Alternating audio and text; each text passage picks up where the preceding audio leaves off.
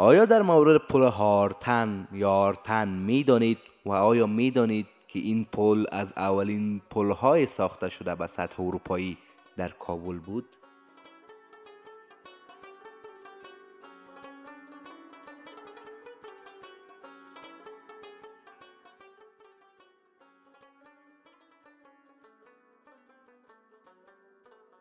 اولین پل بالای دریای کابل از خشت سنگی که دو طرف دریای کابل را در قسمت کورگاه نقاره بزرگ به هم وصل می کند پل هارتن می باشد.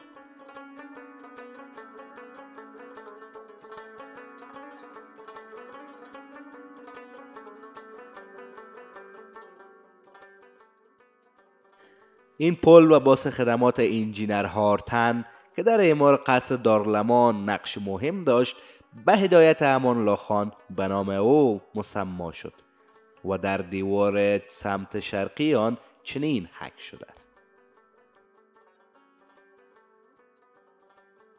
به یادگار حسن خدمت عزت دیپلم انجینر والتر هارتن آلمانی، سرمهندس قصر دارالامان، حین ماموریت در مهندسی ابنای دارالامان ابراز نموده نام این پل را پل هارتن نهاده شد.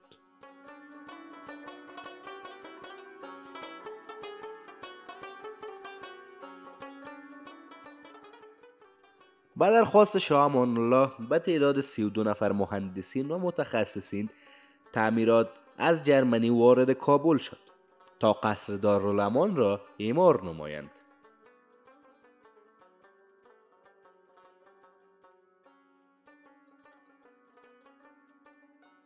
در این میان انجینر والتر هارتن جرمنی یکی از آنها بود. ساختمان خشت سنگی برای تعمیرات پلها و کتاره‌های دریا از همین وقت شروع شد. این پل در سال 1928 توسط مهندس جرمنی والتر هارتن احداث گردید.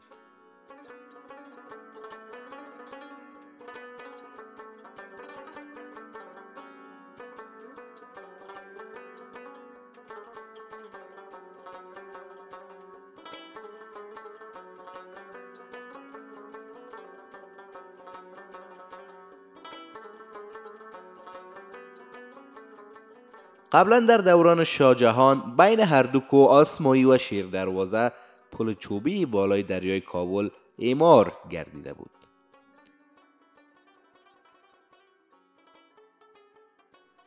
و بعداً هنگام تأسیس ماشینخانه در ساحه علمگنج یکی از پایه‌های آهنین ساخته شد.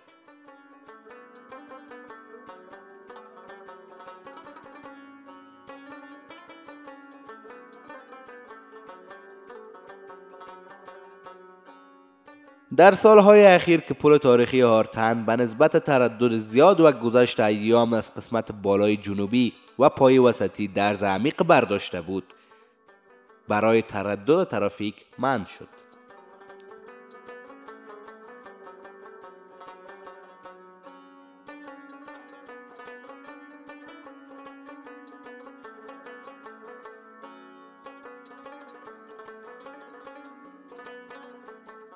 بعداً این پل به کمک کشور ژاپن با حفظ اصالت تاریخی و معماریش ترمیم و بازسازی گردید.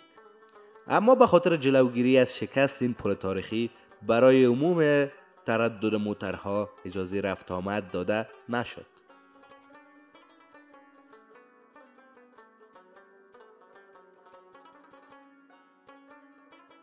در کابل مردم عام و حتی بعض محققین این پل را به لهجه ملی و اصطلاح وطنی به نام‌های آرتل، هارتل و هارتن می نویسند و می شناسند که هارتن صحیح تر است.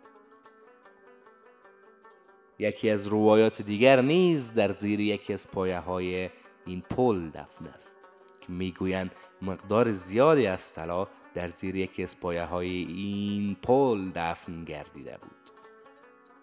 پل هارتن یکی از بهترین و زیباترین و قدیمی‌ترین پل‌های شهر کابل است. زیبایی آن بر زیبایی شهر افزوده و پایه‌های آن نماد از خلاقیت و نوآوری گذشتگان ما است.